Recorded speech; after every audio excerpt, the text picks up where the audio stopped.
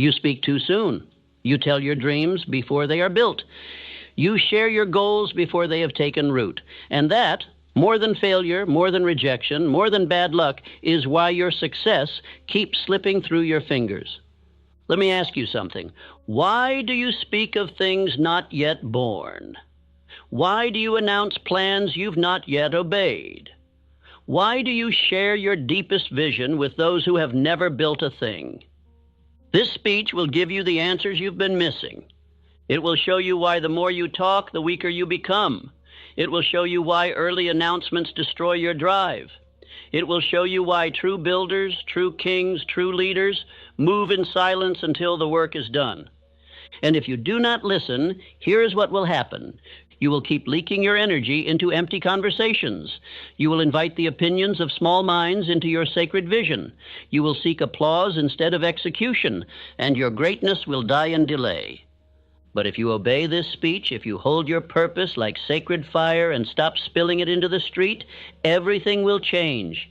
You will begin to build with rhythm. You will protect your power. You will multiply your belief. You will finish what you start, and no man will question you because your results will speak louder than any words ever could. So now I ask you, do you want results or reactions? Do you want a harvest or more empty conversations? Then stop telling the world what you're going to do. Sit down, stay silent, and let this speech plant the law within you. You speak too soon. You spill the seed before the soil is even ready, and every time you do, you weaken it. The world has taught you to declare your plans before you've built the man required to fulfill them. But I tell you now, the most powerful men in history did not shout what they would do. They moved in silence. They walked in law. They obeyed structure. Speech is sacred. It plants instruction in the subconscious. Every word is a builder or a destroyer. And when you speak of things not yet complete, when you boast about visions not yet forged in fire, you scatter your force like chaff in the wind. You feel proud for a moment, but empty soon after. Great men do not move with noise. They build in the dark. They speak only when the work is ready to reveal itself. Their silence is not weakness. It is command. They have nothing to prove. They do not explain. They execute. Abraham Lincoln spent his nights writing alone, unseen, hated by many, but unmoved by noise. John D. Rockefeller planned in quiet corridors. He told no one until the acquisition was sealed. Edison lit the world after years of failure, mockery, and experimentation, never seeking applause before the results. Henry Ford assembled a revolution in systems before most could even imagine it.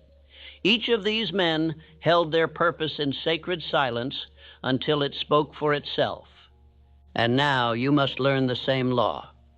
You must learn to seal your mouth when the plan is still forming. You must stop asking others what they think and start asking your own soul what must be done. Do not speak for applause. Speak only to the mind that obeys. Speak only to the aim that demands fulfillment. This speech will teach you 8 laws of purposeful silence. Why true kings speak rarely, why the successful do not announce, and why your greatest moves must be made when no one is watching. Your goal is not to impress, it is to build. Your aim is not to declare, it is to become. From this moment, you will no longer waste your words. You will no longer expose your vision to the wind. You will speak your aim to yourself with thunder and repetition, but you will not tell the world. You will plant your thought in the subconscious and obey it with daily action. Say this with me. I keep silent until my work is law. I do not explain. I execute. You are not here to be seen. You are here to become undeniable. Now let us begin. Let us protect the aim. Let us sharpen the silence. Every man who rises must begin with order, not words. He must first build the structure before he speaks of the vision. The reason most never rise is not because they lack power, but because they give it away through premature speech. They tell their plan before it is rooted. They announce their goal before it is written. They speak of castles before the first stone is set. The undisciplined man talks to feel alive. He speaks so others may validate what he himself has not yet earned. But the disciplined man speaks only to reinforce his subconscious law, and he does so in silence, in solitude, in repetition. He does not chase applause, he obeys structure. Andrew Carnegie was not born into glory, he built it in quiet, deliberate action. Before the world knew his name, he had already written his aim, he had already formed alliances, he had already moved. His silence was not hesitation, it was design. He built his empire before he unveiled it. Speech, when given before structure, creates pressure. It invites opinion. It opens the gates to interference. The moment you say what you will do without having built the frame to support it, you shift the power from command to performance. Now you are no longer obeying law, you are performing for eyes. When you speak a thing that has not yet been shaped in thought and forged in action, you invite resistance. Not resistance that builds you, but resistance that confuses you. Others will question your plan, not because they see it clearly, but because they cannot imagine it. And you will begin to question yourself, not because you lack ability, but because you gave too much voice to the unqualified. Most men speak to feel strong. But a man does not become strong by speaking. He becomes strong by building. Let your plan be known to your subconscious first. Let your desire be known to infinite intelligence through faith, silence, and decision. Let your actions speak, not your intention. To speak prematurely is to drain your spiritual reservoir. A man only has so much psychic force in a day. If he uses it sharing visions to those who cannot see, he will have none left to create that vision. Instruction: keep your definite chief aim sacred. Write it clearly. Speak it aloud, only in solitude. Say it with belief. Speak it to your own mind, your only loyal servant. Speak it to the infinite, not to the crowd. When you speak your aim before it is anchored, you give others permission to weigh in. And the average mind is a thief of destiny. You will hear the words, "Be realistic." That's too much. Who do you think you are? And if you are not rooted in law, you will listen. You will bend. You will shrink. You will delay. But the man who guards his speech guards his vision. And the man who guards his vision builds in power. Carnegie once said, "A man who cannot keep his mouth closed cannot keep his fortune." That was not cynicism, it was strategy. The richest men of history spoke only when the harvest was already seen. They did not explain the seed. They did not describe the soil. They revealed the fruit. So now you must understand. Do not give life to that which is not ready. Do not hand over your seed to the public before it has taken root in the depths of your subconscious. Keep your mouth closed until the work demands to be seen. Let your word be law, but only in private. Let your aim be sacred, spoken only to the mind that obeys. Let your power be protected until your foundation is unshakable. Say this aloud. I hold my aim in silence. I declare it only to myself until it is reality. This is not weakness. This is power. This is not fear. This is faith. You have been taught to speak your dreams aloud, to shout them, to broadcast them, to declare them to the world. But that teaching is not law. It is not rooted in understanding of the subconscious mind. For the subconscious does not obey the public voice. It does not respond to applause. It obeys only the inner command, the repetition spoken in solitude, charged with emotion, sealed with belief. Most men do not understand this. They think if they talk about their plans, they are more likely to do them. But I have seen the opposite. The more a man talks, the less he builds. The more he announces, the less he finishes. The man who speaks without structure is a slave to mood, and the subconscious mind is not moved by mood, it is moved by authority. When you share your dream with others before it is formed, you are not strengthening it, you are weakening it. The words you speak to impress others are not the same as the words you speak to impress your subconscious. One builds pressure, the other builds power, and the difference lies in intention. Thomas Edison failed thousands of times before the electric light was born. But did he run to the newspapers to describe his plans? Did he shout to his neighbors about what he would create? Number, he repeated it within. He wrote, he visualized, he affirmed again and again. His subconscious obeyed him, not the crowd. Your subconscious is listening, always. It is waiting for orders, and it does not care what you say to others. It only responds to what you say with emotion, with repetition, with decision, and in privacy. This is the holy chamber of creation, not the stage, but the silence. And here is the danger. When you speak your vision to others and they doubt it, your subconscious begins to accept their belief instead of yours.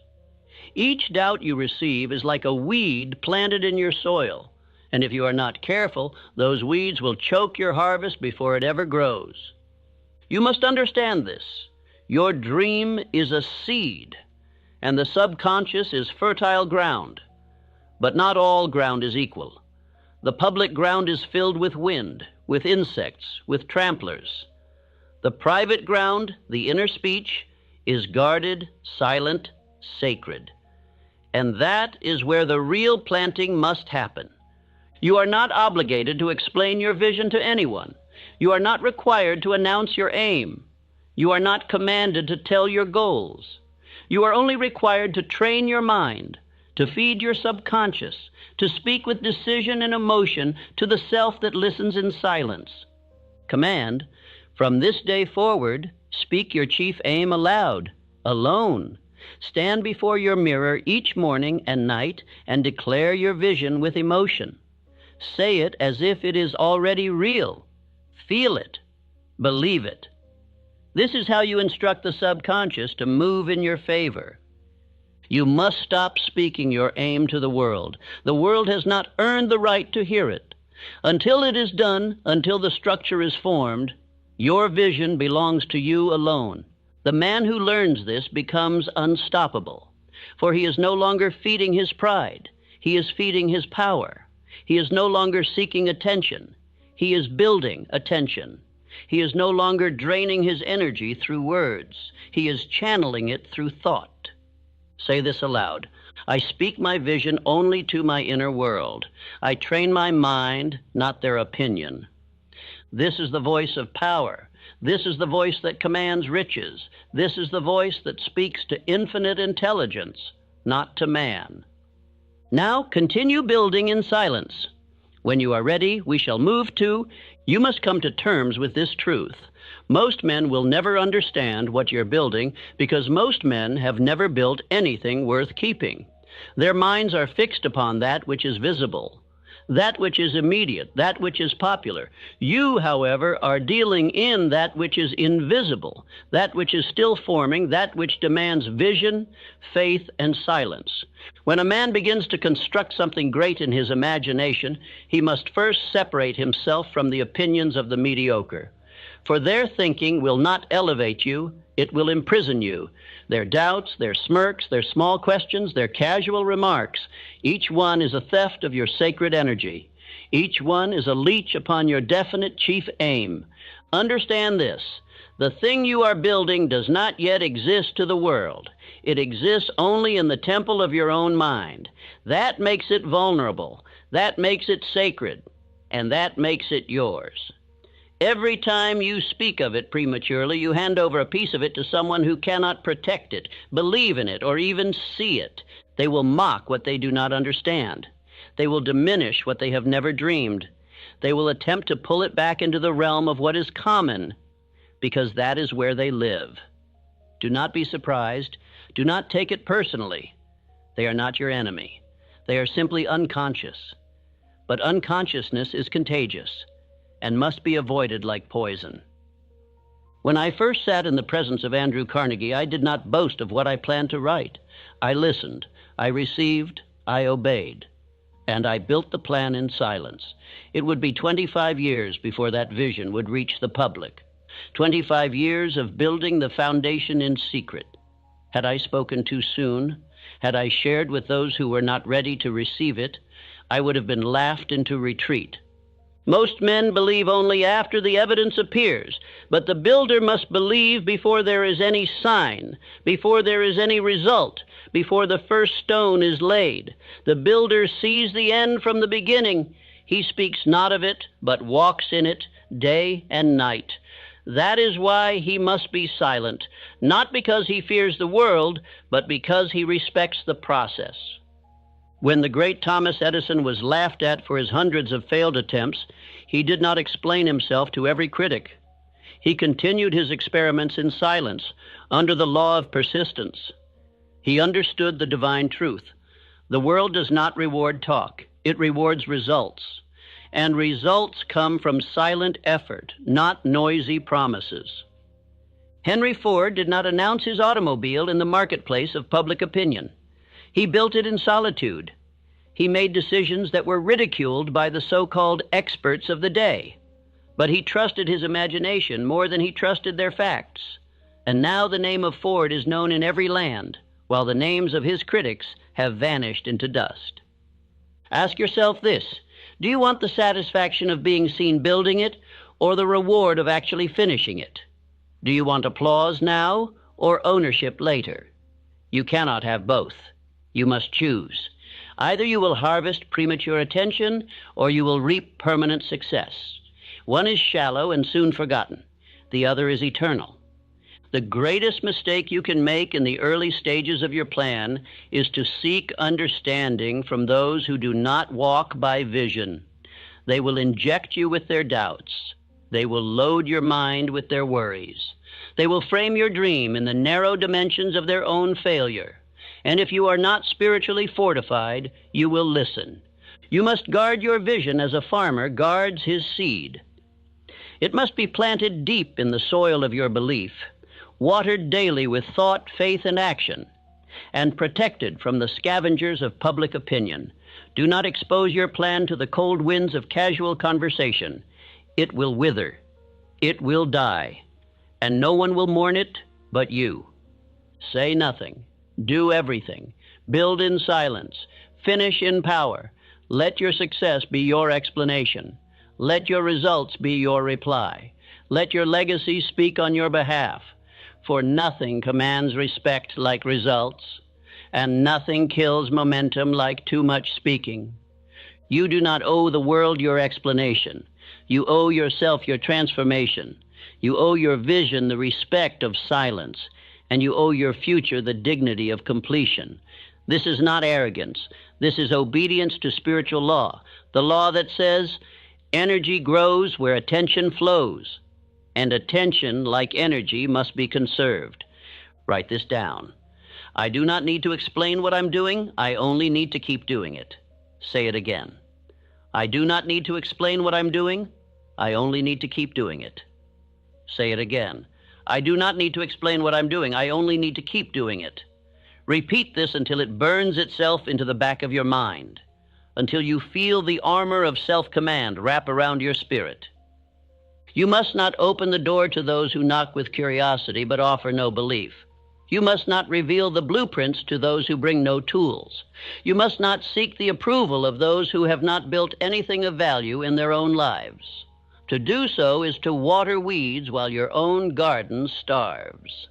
The greatest minds in history, Lincoln, Edison, Carnegie, Rockefeller, each had a period of silence before their ascent, a period when no one believed, no one supported, no one saw. That is the price of greatness. That is the cost of originality. That is the fire in which all true builders are forged, and you too must pass through it. You must become deaf to doubt, blind to distraction, and indifferent to applause. You must become possessed by purpose, married to discipline, and addicted to execution. You must act as if the world cannot stop you, and because it cannot. But you must not speak as if you are owed anything, because you are not. You are owed nothing but the right to pursue, the right to labor, the right to build. And even these rights demand a price: silence, solitude, and self-mastery. If you pay the price, you shall gain the prize. But speak too soon, and you shall lose both, the prize and the peace. Let your silence become your weapon. Let your silence become your shelter. Let your silence become your prayer. For in the silence you will hear what the noise of men cannot offer, the voice of your own destiny, speaking softly but clearly. Build it. Keep going. Do not stop. And tell no one until it is done. Repeat these affirmations. I build in silence. I do not explain, I complete. I do not announce, I act. I protect my plan with discipline. I finish what I begin, and I tell no one until it is done. Say them aloud, morning and night, in your chamber, in your walk, in your work. Speak them until your subconscious accepts them. For once your subconscious accepts them, your results will follow. Let the others chase attention. Let them drown in explanation. You will rise in silence. You will move in certainty. You will strike in precision. And when the moment is right, when the work is done, when the structure is complete, you will reveal it, not with words, but with triumph. That is the law. That is the way. And that is why you must remain silent until it is done. You must learn to guard your inner world as you would guard your fortune. For in truth, your mind is the birthplace of your fortune. A single careless word can leak the oil from the lamp of your imagination. And when that oil is gone, so too goes the light by which you build. Silence, then, is not just caution, it is power. Silence is your shield. It is the fortress around your idea until that idea has earned its right to exist in the world. The moment you speak your plan aloud to idle ears, you invite doubt to enter. You give critics permission to intrude. And worse, you give way to the devil of vanity, who tempts you to feel as though the saying of the thing is equal to the doing. It is not. The world never rewards the dreamer who merely talks. It rewards the doer who works in silence and reveals his fruits only when the harvest is complete. Men of great achievement have always been men of great secrecy. They speak in deeds, not declarations.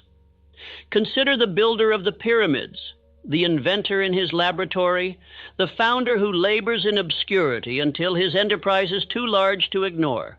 They did not announce their plans to the crowd. They did not seek applause. They sought completion. They kept silent until the thing was done. Now, if you speak too soon, your mind begins to substitute attention for accomplishment.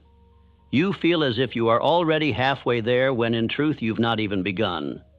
Speech becomes a counterfeit of action. It is a trap. And that trap has ensnared millions who thought that sharing their goal would bring them closer to it. Instead, it robbed them of their inner drive and planted in its place a craving for validation. I have taught men of industry, men of invention, men of faith, and the one truth that separated the achievers from the talkers was this: the achiever could suffer in silence. He could toil without notice. He could delay praise until the work stood complete. He knew that the furnace of discipline burned hottest when no one was watching, and yet he entered it daily, willingly, without fanfare. Ask yourself, why do I feel the need to tell? Do I tell because I seek clarity, or do I tell because I seek attention? Do I tell because I must think aloud, or do I tell because I want to be admired for what I intend to do rather than what I have done? These are serious questions, for the man who speaks without discipline is often the man who never builds at all. Faith, real faith, does not need applause. Real faith does not look for witnesses. It is sufficient unto itself. The man of faith acts in silence because he knows that silence is the womb of power. Speech can be wasted. Silence cannot. Words can betray you. Silence defends you. To hold your plan in your heart and water it daily with thought, effort, and prayer, that is the path of true power. When Thomas Edison labored through thousands of failures before bringing the electric light into being, do you believe he ran to tell the world of every wire, every trial, every burnt filament? No, he kept working. He told the world only when the light turned on and banished the darkness. His silence was not weakness. It was the discipline of mastery. When Andrew Carnegie plotted his empire, he did not share his plans with idle company. He chose his confidants with care and revealed only what was necessary. The rest he kept locked within a mind trained in definiteness of purpose. He knew that in silence lies protection from theft, from discouragement, from distraction. A man who tells too much risks losing everything to those who did not earn it. There is a sacred law I have come to know. Speak only when speaking advances the cause. If your words strengthen your decision, speak them in private to yourself. If your words dilute your resolve, keep them unsaid. The world does not need your intention, it needs your execution.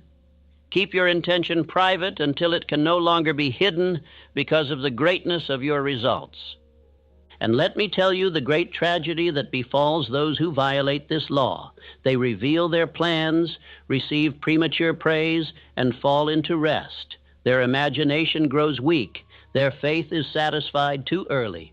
And when resistance comes, as it always does, they have no reserves to draw upon. Their work dies halfway. Their promise withers. Their dream is buried in the graveyard of spoken but unfinished intentions. But you, yes, you who listen, must not fall to this error. Let your silence become your sword. Let your stillness become your furnace. Let your quiet resolve outlast the noise of the world. There will be those who ask what you're working on. Smile, nod, say nothing. Let them wonder. For every question you do not answer, your power increases. Every time you restrain your tongue, your will becomes sharper. Write your purpose, burn it into your mind, repeat it aloud to yourself each morning and night, but speak not of it to the curious or the doubtful. Do not cast the pearl of your aim before those who cannot understand it. Let your silence become your prayer. Let it become your shield against the noise, the judgment, and the distraction of the world. Let this be your affirmation. I speak only when it strengthens my faith. I remain silent when it protects my power. I tell no one until it is done. Every man who ever built something of lasting value learned to suffer the weight of isolation. But in that isolation, he forged greatness. He became immune to mockery, hardened to delay, and faithful to his definite chief aim. Silence was his sanctuary, and it must become yours if you would rise above the crowd of dreamers who speak and do nothing. Speak with your actions. Let your labor declare your plan. Let the sound of your effort become the music of your life. And when you emerge, complete, victorious, unbreakable, then and only then shall your silence turn to a roar. Until then, hold your peace. Guard it as you would guard your treasure. Let others waste their breath. You build in silence, and the world will soon be forced to listen. Great men act before they explain. They build in silence and speak only when the structure stands. The man who talks before he moves seeks approval. The man who moves before he talks seeks dominion. Words are wind until the deed is done. Let the weak announce themselves. Let the builder construct in secret. This is the law. Motion before declaration. Action before explanation. Rockefeller moved with quiet force. He acquired refineries without broadcasting his intent. He built networks behind closed doors. While others spoke of dreams, he was busy building empires. And when he finally spoke, it was not theory, it was fact. He who talks before moving exposes a crack in faith. He is seeking applause in place of action. But he who acts needs no confirmation. His confidence is in the law, not the noise. Every time you share your plans, you invite resistance. The subconscious mind begins to think it has already succeeded because you celebrated too early. This false reward dilutes your force. It creates comfort where there should be drive. Speak of your vision only after the work is undeniable. The path must be walked before it is shown. The machine must run before it is revealed. Until then, guard it like sacred fire. Do not explain your habits. Do not justify your calendar. Do not seek applause for your discipline. Let your growth speak by results. Let your calendar reflect your creed. The man who moves first gains power. He does not wait for consensus. He does not require agreement. He builds step by step, stone by stone, without need of recognition. And one day, his structure stands while others are still debating. Move in the direction of your aim every day. Do not speak it into the wind. Speak it only to your mind, your will, your spirit. Let the outer world observe once it is done. Edison did not go to the world announcing the electric light. He experimented in silence. He failed quietly. He persisted while others ridiculed, and when the light finally burned, no words were necessary. The world was lit. Can you move without being seen? Can you build without applause? Can you advance without discussion? That is the test of power. Men of noise often stall. They exchange their strength for storytelling. They feed their self-image with imagination rather than action. But law does not obey image. It obeys work. Law respects structure. When you take daily action toward your vision, you affirm belief. When you announce that vision before it is ready, you gamble your strength on opinion. Work in silence. Refine your plans in solitude. Fortify your aim through action. And when your actions have built the structure, then let it speak. No man argues with results. The work you do in secret becomes the force you carry in public. The repetitions, the silence, the strategy. They build a reservoir of inner certainty. When you finally speak, you speak as one who has conquered. Most men reverse the law. They speak early and act late. They announce loudly and execute faintly. Their confidence is rented, not earned. But the builder walks in the opposite direction.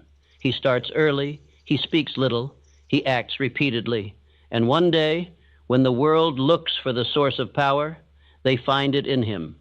Your confidence must not come from praise. It must come from progress. Build in secret. Plant in silence. Water with discipline. And let the harvest reveal the truth. Repeat this aloud. I act first, I speak last. I let my work reveal my law. Let this become your creed. Let this become your rhythm. Let this protect your vision from theft, from weakness, from premature praise. And if the world asks what you are building, say nothing, smile. Keep building. They will see soon enough. Failure begins not in action, but in idle speech. The man who speaks without completion betrays his vision before it has strength. He weakens his own foundation with the noise of opinion, the weight of doubt, the trap of approval. Every time you voice your aim to those who do not understand it, you risk surrendering it. Their confusion becomes your conflict. Their doubt becomes your distraction. You absorb their uncertainty until it becomes your own. Men are too quick to seek counsel, but not all counsel is wise. Not all ears are worthy. Not all questions are honest. And not all smiles are sincere. I did not reveal my purpose in writing Think and Grow Rich to the world before it was born. I knew what would happen. They would call it fantasy. They would call it ambition without proof. They would ask for guarantees. And if I had listened, I would have doubted. I would have quit. The book would not exist. You must understand, some men are not malicious, but they are fearful, and their fear is contagious. Their worry is dressed as logic. Their doubt is spoken in the language of care, but it poisons just the same. The man who repeats his aim only to his mastermind, he is wise. He understands the sacredness of purpose. He does not expose it to the winds of common talk. Speak your goal to those who are building their own. They will strengthen you. But keep it from the idle, the uncommitted, the drifting, for they will drag your vision into the mud of uncertainty. Remember this. Many great failures began with a simple conversation, a word shared with the wrong ear, a doubt accepted from the wrong mouth. The enemy is not always outside. Often it is the echo of what you allowed others to say to you. What is spoken cannot be unspoken. What is heard cannot be unheard. So protect your mind, shield it, guard it like a fortress. Every word you allow in becomes part of the soil from which your thoughts grow. Say this aloud. I protect my purpose with silence.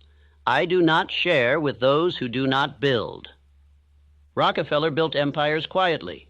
He chose his counsel with surgical precision. He knew that even one voice of uncertainty could slow his momentum. You must become like this, ruthless in your protection of the seed. Ask yourself, who have you told your aim to? Did they build it, or did they challenge it? Did they water it, or did they cast shadow over it?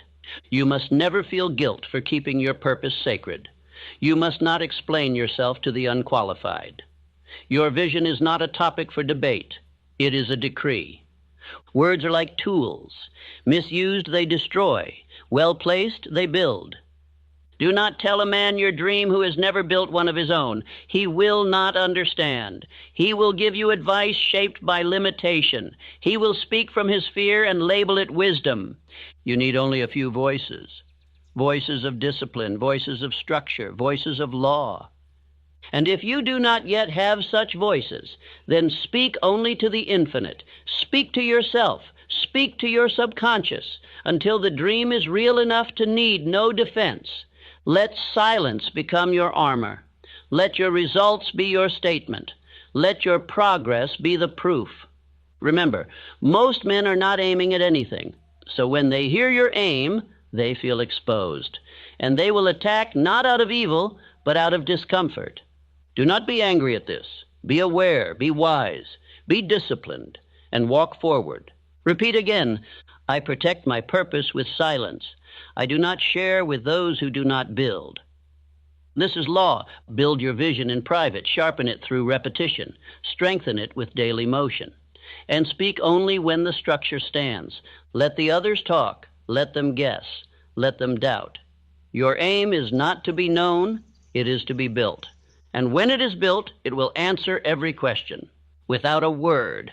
A man's power is not proven by how many words he speaks, but by how many acts he completes. You must learn this early. Every minute spent in explanation is 1 minute stolen from execution. Every conversation about what you plan to do is a delay in what you are meant to build. The world is not moved by talkers. It is moved by doers. The crowd speaks often, but achieves little. The builder speaks little, but accomplishes much. Why? Because he spends his energy in silence, shaping reality, while others waste theirs describing dreams. You must not fall into the trap of premature speech. The more you talk, the more pressure you place upon yourself. You begin to imagine the praise, the reward, the outcome, and you lose the tension necessary to finish. You have already tasted the fruit in imagination, and so you no longer hunger to harvest it. This is why silence is not weakness. It is structure. It holds your energy. It keeps your edge. It builds the pressure needed for power. I have seen men ruin their destiny through endless announcements. They become addicted to the applause of unfinished beginnings. They declare every goal, every ambition, every plan. And when the world does not react as they hope, they retreat in shame. They begin to doubt what was once clear. But the man who stays silent builds a rhythm. He acts while others talk. He lays bricks while others write speeches. And in time, while they are still describing what they want to do, he has done it. Charles M. Schwab was not known for excessive talking. He was known for output. He built structures, teams, enterprises, because his calendar was filled with decisions and delivery, not discussion. You must live this way. Schedule your execution, measure your movement, let others talk, let them speculate, let them ask what you are up to, and give them no answer but consistency. Say this aloud. I speak with my actions. I work while they talk. I rise while they wonder. There is something sacred about the man who holds his tongue and moves his feet. He carries a quiet storm. His silence is not ignorance. It is discipline. He does not explain himself because he knows what he is doing.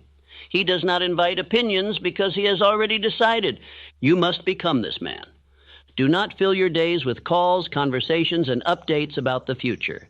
Fill your days with the law, with structured hours, repeated affirmations, completed tasks. Let your schedule speak. Let your results answer every question. The world respects silence when it leads to something real. Ask yourself now, how much time have you wasted talking about what you should do? How much energy have you drained sharing plans you never built? How many people know your vision? While your hands remain empty, this must stop. From this moment forward, you shall obey a new rule, and no explanation without execution. If you have not moved, do not speak. If you have not built, do not announce. If you have not obeyed the law of repetition, then you are not yet worthy to describe your dream. You must build first. You must train yourself to enjoy the process more than the praise. The subconscious mind does not care about how many people you tell your plan to. It cares about what you do repeatedly in silence. That is what becomes identity. That is what shapes habit. That is what produces riches. The man who talks much and builds little does not deceive others. He deceives himself. But the man who builds without noise becomes inevitable. They do not see him coming. They do not prepare for him. And when he appears, they cannot deny him. Because he has proof, he has structure, he has law. And so I tell you again, I speak with my actions, I work while they talk, I rise while they wonder. This is not a speech of fantasy. This is not a lecture of dreams. This is a call to law, a call to sacred structure, a call to withdraw your need to explain and replace it with a command to do. Let your identity be formed in silence. Let your victories be quiet. Let your presence grow like a seed in the soil until it breaks through and the world must notice, not because you asked them to, not because you explained yourself, but because you became the man you were meant to be without saying a word. When Thomas Edison lit the world, he did not gather a crowd and explain the years of silent labor. He did not host a meeting to justify his delay or declare his schedule to skeptics. He simply turned on the light, and the darkness surrendered, without fanfare, without argument, without demand for attention. The result revealed the man. The product spoke louder than any theory. The light needed no defense. You must do the same. There is a sacred power in silent execution. There is strength in staying quiet while you build, staying invisible while you construct, staying unknown while you prepare. You owe no explanation for the seed you plant, only the fruit it yields. Do not teach the world your method. Demonstrate your results. Talkers are abundant. Builders are rare. The world is not moved by what you intend. It is moved by what you complete. Plans whispered to others will dissolve in the heat of doubt, but plans spoken into your subconscious, repeated with faith, acted upon daily. Those plans rise into visible reality. Those plans become stone, become steel, become success. I say to you now, let your growth mature in silence. Let your ambition take root where no wind of ridicule can uproot it. Let your faith grow in soil untouched by fear. Do not allow the unqualified to witness your becoming. A young man once said to me, I have a grand idea. I've shared it with many, and none believe it can work. And I replied, that is your first mistake. You shared it too early. You scattered your seed among stones. You see, premature exposure invites theft, invites criticism, invites spiritual interference. The seed must be protected while it is soft, while it is vulnerable. Only when the roots are deep, only when the foundation is set, only when the structure stands on its own, only then may you reveal. When I first conceived of the philosophy of success, I told no one, not until the idea had matured, not until the words had formed into lessons, not until the law had proven itself in my own life.